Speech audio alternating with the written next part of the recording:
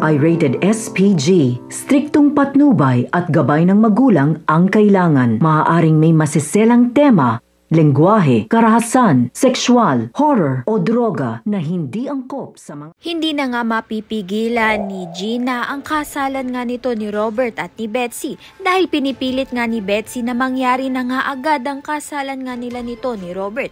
Huli na nga ang lahat nang malaman na nga ni Gina ang katotohanan. Nang dumalaw nga siya dito kay Connie ay isiniwalat na nga ni Connie ang katotohanan tungkol nga dito kay Betsy. Kahit panghirap nga siya magsalita dahil nga na-stroke siya.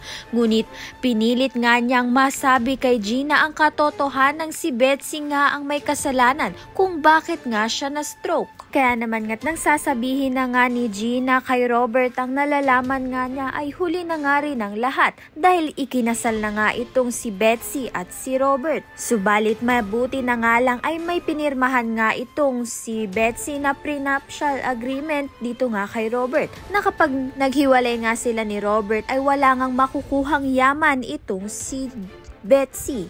Kaya naman nga tuluyan na nga bang maiitsapwera itong si Gina. Ngayon nga'y kasal na itong si Robert at si Betsy at mapagbabayaran pa nga kaya ni Betsy ang kasalanang ginawa nga niya dito kay Connie upang mabigyan nga rin ng hustisya ang nangyari nga kay Connie. Kaya naman nga't yan at iba pa ang dapat nating pakaabangan. Maraming salamat sa iyong panonood.